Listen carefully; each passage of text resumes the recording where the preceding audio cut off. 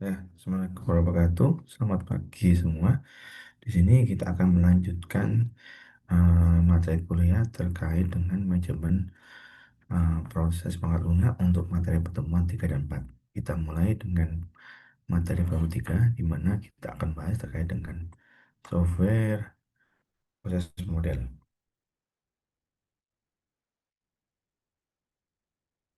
Nah, software proses model. Nah, di sini cara belajar adalah gimana memahami berbagai model proses perangkat lunak dalam fase keuntungan, kerugian, kesalahan, dan contoh implementasinya. Nah, outline untuk hari ini, satu, software process model specification, software development life cycle model. Nah, ini kemarin yang kita sempat informasikan terkait dengan gambaran besar, di mana kemarin kita sudah membahas terkait dengan software process management sama software process infrastructure. Sekarang kita di software life cycle, di mana kita bicara tentang software life cycle model. Untuk materi yang pertama terkait dengan software process model specification. Tujuan dari sebuah software process model adalah satu, bagaimana memfasilitasi pemahaman dan komunikasi manusia. Dua, mendukung perbaikan proses. Ketiga, mendukung manajemen proses. Keempat, memberikan panduan normatif dalam melakukan proses. Kelima adalah memberikan dukungan eksekusi otomatis. Nah, keuntungan dari proses model adalah satu, transformasi yang lebih baik dari aktivitas rekayasa perangkat lunak, mengurangi kompleksitas upaya pengembangan besar, kemampuan untuk melakukan pengukuran proses, kemampuan untuk menjalani pilihan proses, predictabilitas hubungan dengan kualitas proses, dan karakteristik hanya dapat dicapai dengan model eksplisit. Nah, ini ada jenis model proses, ada perspektif proses model, ada deskriptif proses model. Di sini adalah bagaimana sesuatu seharusnya dilakukan, mengapa masalah yang relevan dalam pengembangan software yang dapat dilakukan, memberitahu tim untuk berubah behavior. Di sini adalah bagaimana sesuatu dilakukan dalam kehidupan nyata, dibuat dengan observasi aktivitas proses yang dilakukan, refleksi praktik yang dilakukan sehari-hari. Nah, ini gambarannya antara perspektif sama deskriptif. Ini bagian perspektif, ini deskriptif. Di sini awal dari suatu model dimodelkan dari transfer, lalu ada situs perbaikan. Ini adalah masalah diidentifikasi dan dikurangi dengan perubahan pada model proses. Ini adalah diintegrasikan dalam kehidupan sehari-hari masyarakat. Nah, ini versi model proses. Bagaimana memberitahu tim untuk melakukan sesuatu yang berbeda. Model ini mengatur serangkaian kegiatan, tindakan, tugas, jaminan kualitas, dan mengubah mekanisme untuk setiap proyek. Model basic untuk mengatur chaos di dalam pengembangan software. Nah, ini outline yang kedua terkait software process development life cycle. Software process model itu sama dengan software development life cycle atau SDLC. Tujuannya adalah di sini uh, memfasilitasi pemahaman dan komunikasi manusia, mendukung berbagai proses, mendukung manajemen proses, memberikan panduan normatif dalam melakukan proses, memberikan dukungan eksekusi otomatis. Manfaatnya adalah tambah hasil lebih baik dari aktivitas rekayasa perangkat lunak, mengurangi kompleksitas upaya pengembangan besar. Ini tipe-tipe dari uh, proses model. Ada pengembangan berbasis rencana, ada pengembangan berbasis agile. Ini yang di sini adalah satunya waterfall, iteratif, prototype, spiral, era di model, extreme programming, scrum, dynamic system, kanban, sama fitur driven. Ini perbedaan plan based sama agile. Di plan based kita membutuhkan requirement engineering, terus dilakukan ke tahap berikutnya requirement specification, dilanjutkan dengan design and implementation. Kalau ada perubahan kita balik ke sini di mana ada requirement change request. Di agile ada requirement engine langsung ke design and implementation. Nah, ini kita mulai dengan plan based development model. Di sini jadi sudah kita terangkan ada dua, pengembang bahasa sama berbasis agile. Nah, ini kita mulai dengan model. Nah, ini waterfall model. Kita mulai dengan eh, kebutuhannya apa, eh, desain dari belakangnya seperti apa, implementation dan testing, integration, sama operation. Modelnya seperti ini. Satu fase selesai, baru melakukan fase berikutnya. Makanya kita katakan waterfall. Makanya model ini di mana air terjun akan jatuh ke bawah setelah melalui tahapan di atas. Model waterfall dalam proses cycle software menggunakan konsep yang sama, di mana fase-fase harus dilalui sebelum melanjutkan fase berikutnya.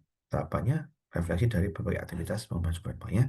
Kalau kita lihat, dia seperti air terjun karena uh, dari satu tahap ke tahap lainnya itu akan turun. Tapi ini harus selesai dulu baru bisa berlangkah ke tahap berikutnya. Nah, ini contoh analisis kebutuhan definisi. Layanan sistem batasan ditetapkan sebagai konsultasi dengan menggunakan sistem, kemudian didefinisikan secara rigid dan berfungsi sebagai sebuah sistem. Di contohnya kita punya kode, kebutuhannya apa, aktor sama jenis kebutuhannya. Di sini ada dua, fungsional sama non-fungsional. Ini desain sistem software, ini mengalokasikan peserta untuk sistem, untuk lunak. Proses ini membentuk arsitektur sistem secara keseluruhan, melibatkan pengidentifikasian dan penggambaran abstraksi sistem lunak berdasarkan hubungannya. Kita ambil contoh UML diagram, ada structure, ada behavior, ada interaction. Sini ada class diagram, object, komponen, composite, package, deployment. Sini ada use case, divisi, state machine, ada sequence, ada communication, ada theming, ada interaction review. Nah, ini penerapan dan pengujian yang fase ketiga. Jadi perangkat itu sudah ada, terus coba diuji untuk memverifikasi ini berkaitan dengan sistem yang dikembangkan oleh developer, apakah terdapat error atau bug, apa sesuai dengan kebutuhan, dan cocok dengan lingkungan. Nah, contohnya ini kita punya testing, ini developer, ini environment. Nah, ini fase-fasenya acceptance testing, integration, sama komponen. Ya, ini adalah keempat, integrasi dengan sistem. Ini sistem akan diintegrasikan, diuji untuk memastikan bahwa masyarakat kebutuhan lunak telah dipenuhi. Contoh, integrasi sebuah varian, ini akan dikirim ke klien dan dicoba oleh pihak klien terkait dengan sistemnya. Operasi dan pemeliharaan, inilah fase cukup terpanjang.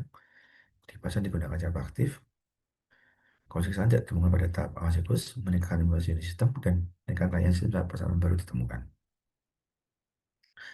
Waterfall mudah digunakan ketika satu, dokumen kebutuhan dikomunikasikan dengan sangat baik jika data tetap, definisi produk stabil, teknologi dipahami dan tidak dinamis, tidak ada peserta yang ambigu, sumber daya alam cukup dengan harga yang dibutuhkan, tersedia untuk mendukung produk, proyeknya singkat, komunikasi antar formal, tim dan pelanggan.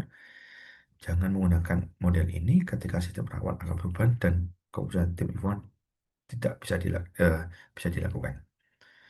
Nah, ini iteratif model.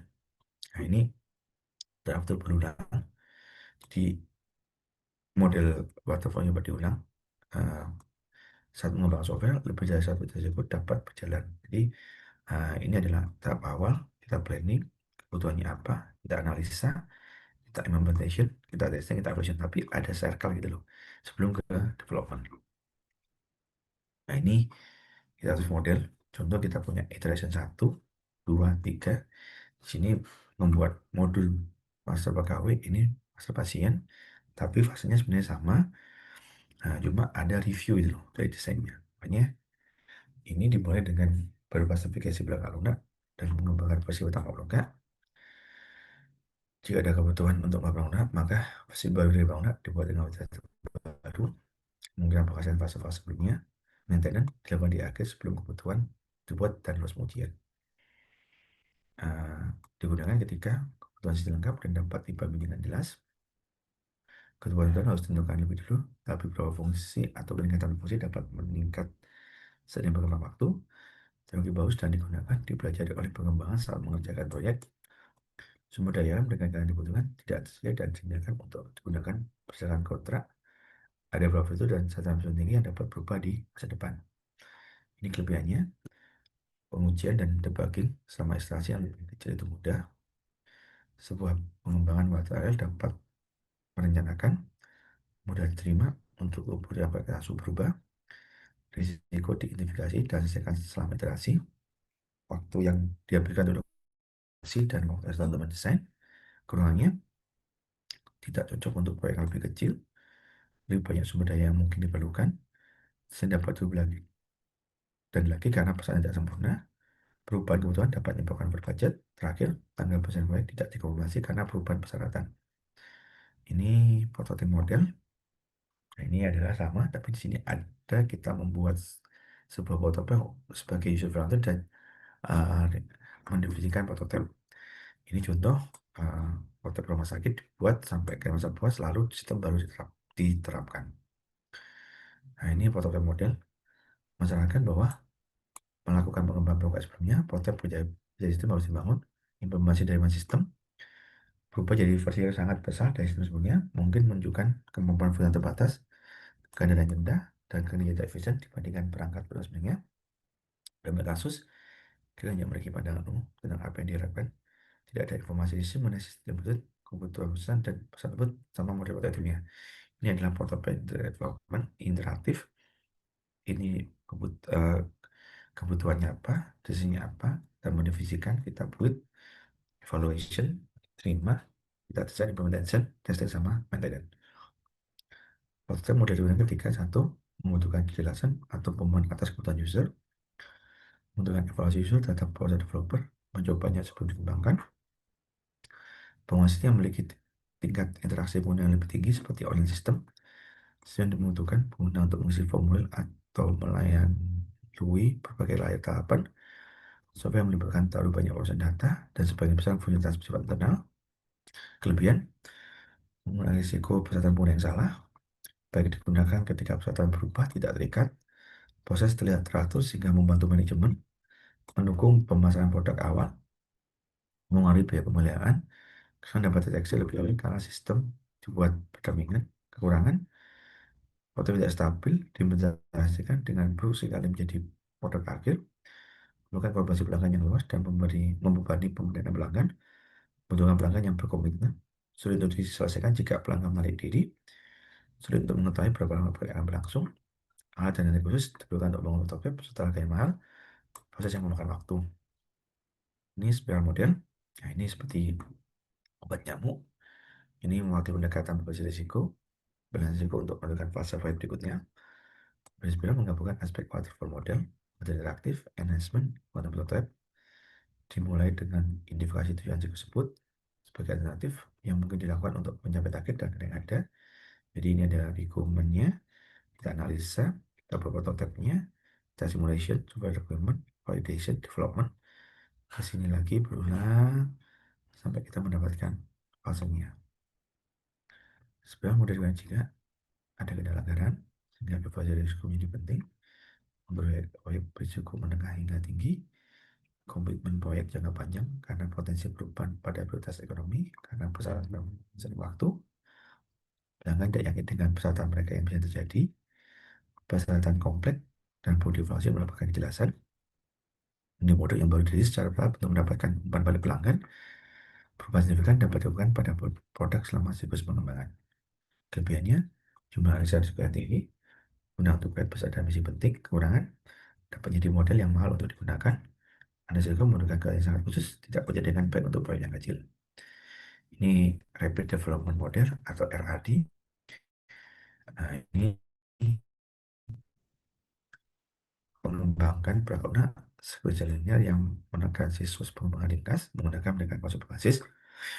Jika dipahami, jika baik, tapi ruang lingkup menjadi adalah proses menggunakan tim pengembangan untuk membuat sistem yang fungsi bentuk dalam waktu. Komponen 1, 2, 3, proses modeling, data modeling, proses application testing sampai sistemnya berapa lama. Digunakan jika proyek harus membuat sistem yang termodasi dalam waktu singkat 2-3 bulan. Ketika proses sudah dipenuhi, ketika resource terbatas, jika anggaran memungkinkan penggunaan alat pengguna kode otomatis. Kelebihan, model ini fleksibel untuk perubahan.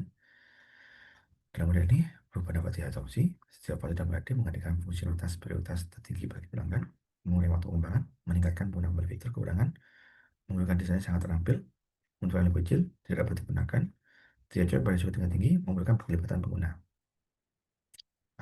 Ada pertanyaan? Kalau enggak, saya lanjutkan. Nah, ini agile. Agile itu ada ini tentunya. Nah, kita mulai dengan step programming. Eh, Awal sejarahnya adalah ini dikembangkan tahun 90-an. Di mana ini coba merubah budaya penerapan karena mendorong praktek pengembangan bagian teroris seperti pengembangan pulang ke tingkat ekstrim. Beberapa variabel dari suatu sistem dapat kembangkan program yang berbeda, terintegrasi dan uji dalam suatu hari. Prosesnya adalah sama, kita eh, memilih user story, terus kita breakdown menjadi task, kita punya playlist, kita develop, kita resolve sama evaluasi. Kebutuhan dinyatakan sebagai user story, dimutasikan secara langsung sebagai rangkaian tugas. Programmer bekerja berdasarkan dan mengembangkan tes untuk setiap tugas harus dijalankan ketika kode baru didedikasikan dan ada jeda waktu analis dan sistem. Nah, ini ingest, kita punya exploration, kita iteration. Nah, ini pair programming, ada development testing, ada kolektif, ada testing, ada approval, akhirnya rilis. Praktek di dalam ini ada satu kepentingan bersama, integrasi berlanjutan, perencanaan incremental, on-site customer, pair programming, refactoring, simple design, rilis kecil, cepat belajar sama test first development. Di kepentingan bersama itulah pengembang bekerja di semua area sehingga tidak ada peluang yang terpisah. Terhadap tertentu, semua pengembang tanggung jawab atas kode. Semua orang dapat melakukan perubahan. Untuk kasih berlanjutan, setelah jam selesai, tugas ini didedikasikan ke dalam tujuan. Setelah dikasih, modal dikerjakan harus terus cuma pengujian unit dalam sistem. Nah, ini contoh banyak mental. Ini contoh deskripsi dari user story di Angel mengintegrasikan transaksi kebutuhan. Kembangkan user story di mana cerita bangunan tidak ada sekali penggunaan sejauh mungkin. Pelanggan bekerja sama dengan tim pengembang dan menjaga ini. Mereka mengembangkan story card. Ini adalah story cardnya. Nah, tim pengembang bertujuan untuk mengintegrasikan sekali dirilis masa mendatang. Ini juga, nah ini adalah contoh dibagi menjadi tugas. Ini membutuhkan diskusi dengan pelanggan, terus diprioritaskan ceritanya untuk menjelaskan. Tujuannya untuk mengidentifikasi fungsitas yang pengguna dan dapat dilakukan dalam waktu sekitar 2 minggu saat sistem sebelumnya untuk pelanggan. Nah, ini tasnya. Nah, apakah mungkin untuk membuang story tidak terpakai? Yes, jadi tidak semua story itu bisa dipakai tergantung dari diskusi dengan pelanggan. Jika ada perubahan dibuat dan kemudian memutuskan apakah perubahan ini harus memiliki kualitas. Ide story adalah orang merasa lebih mudah untuk mengubah cerita ini daripada dokumen, sehingga dapat membantu dalam membuat terlibat dalam pesertaan aktivitas masyarakat pengembangan awal. Maksud customer, pengguna dan pengguna akhir harus bersedia penuh waktu untuk mendengar PSP. Dalam sama semangat ekstrim, pelanggan adalah tim pengembang dan bertanggung jawab membawa pesan tim ke tim untuk diterapkan. Backrooming, developer bekerja bersama, saling memberi jangan dan memberikan dukungan untuk melakukan pekerjaan. Pasangan program duduk di depan umum yang sama untuk melakukan perang lunak. Namun pasangan yang sama tidak selalu bersama. Sebaiknya pasangan dibuat secara dinamis sehingga semua anggota tim bekerja satu sama selama proses pengembangan. Refactoring itu adalah perbaikan eh, di mana kode dapat ditingkatkan sehingga kita bisa mengimprove manufaktur kode secara menerus dapat menangkap potensi perbaikan kode. Bahan kode tetap sana dapat dipelihara, contoh rekursi untuk menghapus kode duplikat, merapikan dan mengganti nama atribut dan metode. Ini desain untuk pencatatan dan tidak lebih. Ini list kecil di mana kita coba merilis terkait dengan fungsionalitasnya. Ini kecepatan lanjutan lembut dan coba tidak dianggap dapat terima karena efek ini sekali mengganggu kualitas kode dan produktivitas jangka menengah. Ini further development untuk mengatasi kesulitan pengujian spesifikasi. Kerangkanya adalah pengujian untuk bagian kualitas, terus pengujian dapat jalankan pengujian kode dapat ditulis. Nah, ini contoh case-nya. Nah, ini otomasi pengujian. Harus beli sendiri, harus terus memberikan pendapat masukan yang diuji. Frameworknya adalah sistem yang memudahkan penulisan. Ini adalah satu contoh framework digunakan.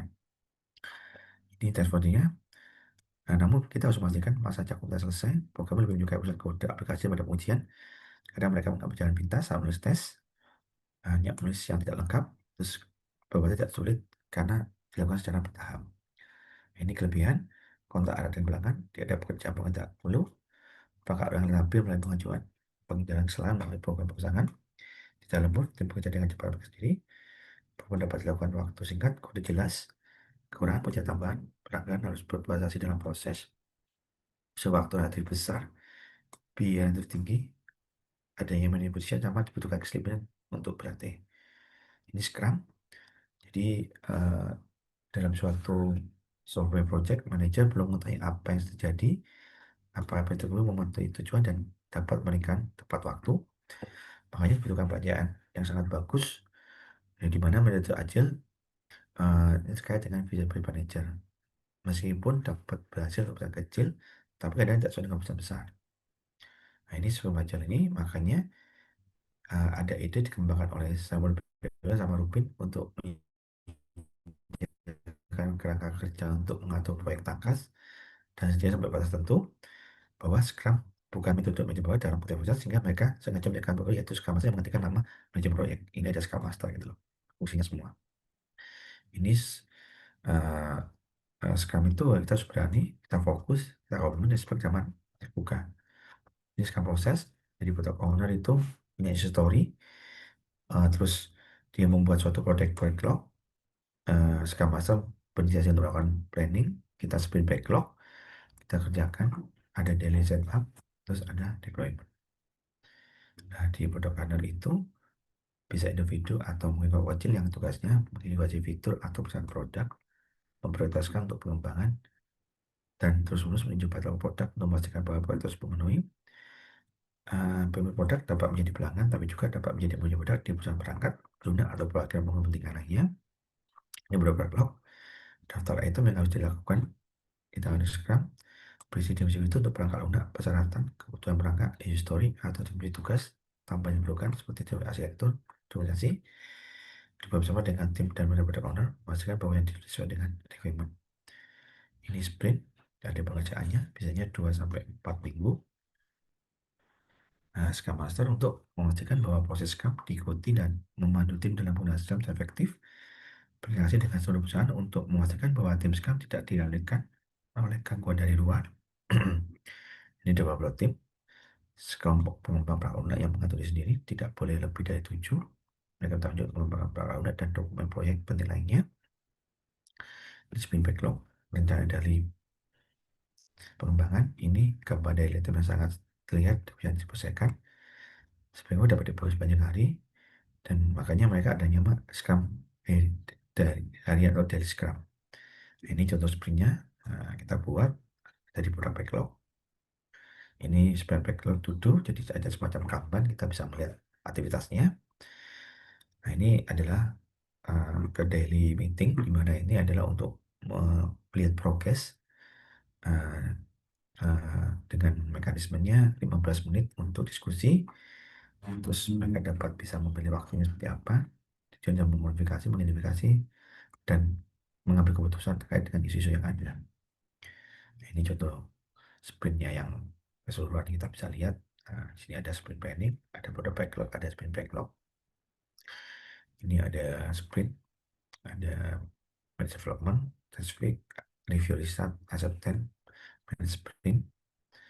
Ini inherence, kelebihan, membantu tim mengerjakan proyek dengan cepat dan efisien, pastikan penggunaan waktu dan usaha efektif, dibagi menjadi sprint yang mudah dikelola, kembali berkode dan diuji selama tinjauan, berjalan dengan baik untuk proyek pengembangan, mendapatkan visibilitas yang lebih jelas, jadi tangkas, melatih sumber balik, memungkinkan perubahan, pada tim, kadang-kadang mengarah ke scope creep, gagal pointing jika individu tidak terlalu berkomitmen, mengadu banyak pada dalam bisa itu mendatang, kadang-kadang dapat berhasil dengan hanya anggota yang pengalaman, kadang dapat belajar buat tim frustasi, jika ada tim kualitas tengah-tengah, itu dapat ada dampak negatif, kualitas sulit dilakukan sampai tim lebih proses pengujian yang agresif. Ini nanti tugasnya saya upload ke Ritak, silahkan dikirim. Oke, yang ini kita lanjutkan untuk oke. Jadi yang pertemuan ketiga kita buat 4, karena kita akan membahas terkait dengan software process measurement, adalah gimana memahami konsep pengukuran dan analisis proses pembangunan. Di sini outline-nya adalah pengukuran produk dan proses software, kualitas pengukuran, model informasi, model pengukuran proses software. Dan di sini, nah ini kita coba dengan mulai dengan pengukuran produk dan proses software. Nah, tujuannya adalah menentukan efisiensi dan efektivitas proses aktivitas dan tugas software untuk mencapai produktivitas. Efisiensi proses aktivitas atau tugas perangkat adalah rasio sumber daya yang benar-benar dikonsumsi dengan sumber yang diharapkan atau ringan untuk dikonsumsi dalam menjalankan proses, aktivitas, atau tugas perangkat.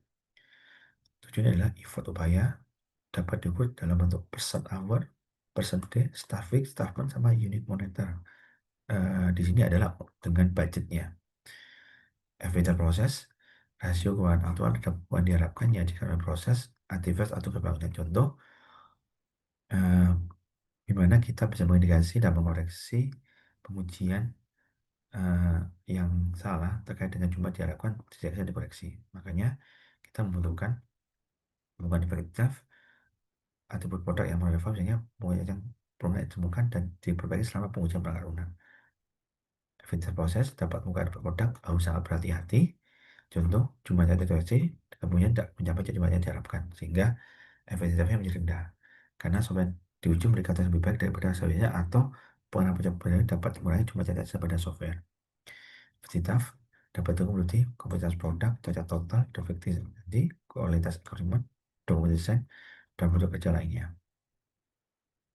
Hubungannya, proses yang efektif dapat menjadi tidak efisien dalam mencapai hasil proses oleh karena contoh jumlah effort upaya yang dikeluarkan untuk menemukan dan membagikan perusahaan software bisa sangat tinggi karena efektif dalam melakukan kesalahan, namun efisien dan maka tidak sesuai dengan ekspektasi. Penyebab rendahnya efisiensi, produk kerja input yang kurang, personel yang tidak pengalaman, kurangnya tool dan infrastruktur memadai, mempelajari produk baru, produk yang kompleks, domain atau orang lingkup produk yang tidak dikenal atau tidak familiar, pekerjaan tim pengembangan software, perubahan jadwal, pesan customer, sama penjualan baru organisasi. Modalitas adalah rasio keuangan yang dihasilkan dibagi dengan jumlah dari konsum. Contoh, jumlah software yang cacat ditemukan dikoreksi dengan banyak effort. Bukan ini harus menyangkut total upaya digunakan untuk memenuhi ketaruhan proses, aktivitas, atau ruang perangkat produk. Harus membentukkan konteks besar kerjaan. Ini adalah upaya dalam menyelesaikan masalah dilakukan pada level development atau ini bukan individu.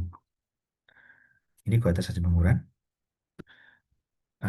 Tentukan dari reliabilitas dan kualitas atau hasil ukur yang tidak memenuhi dapat mengakibatkan interpretasi yang salah dan instansi bukan masalah.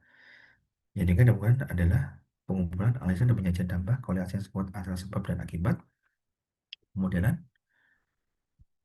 representasi konsep dan hubungan, batas, aturan, operasi menunjukkan semantik, memungkinkan pemodelan analisis prediksi proses untuk memberikan jawaban relevan terkait dengan peningkatan atau perbaikan, development software dan untuk membangun platform efektif yang mudah dirapikan, gagal membangun motivasi, maka banyak penggunaan akan bukan tidak efektif dan tidak sesuai. Sebenarnya penggunaan lagi harus menjaga apa yang digunakan dari software yang efektif. Mekanismenya, pengumpulan data dari history, hasil data, buat model validasi. Ini adalah untuk menganalisa terkait dengan kekuatannya, apakah bisa diketahui dan dipahami. Ini evaluasi model, kita bisa melihat objek modelnya.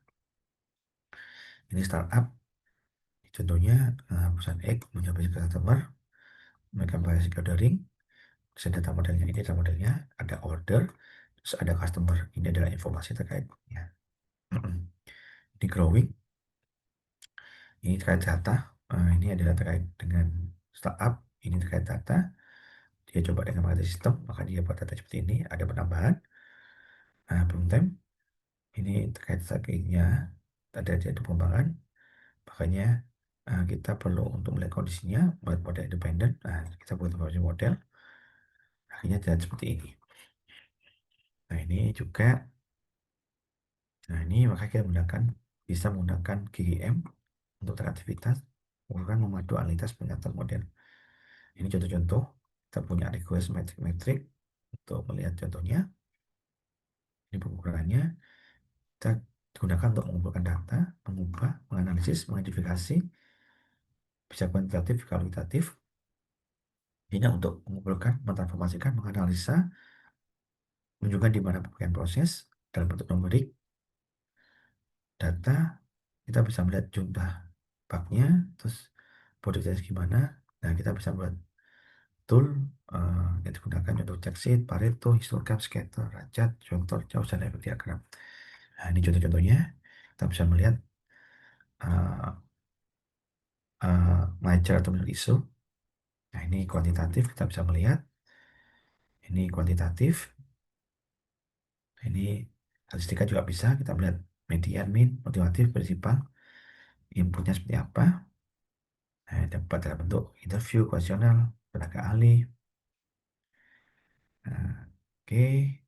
Mungkin itu dulu yang bisa saya sampaikan. Kalau ada pertanyaan, silakan disampaikan di booth. Saya akhiri. Wassalamualaikum warahmatullahi wabarakatuh. Kita ketemu di materi berikutnya. Terima kasih atas waktunya.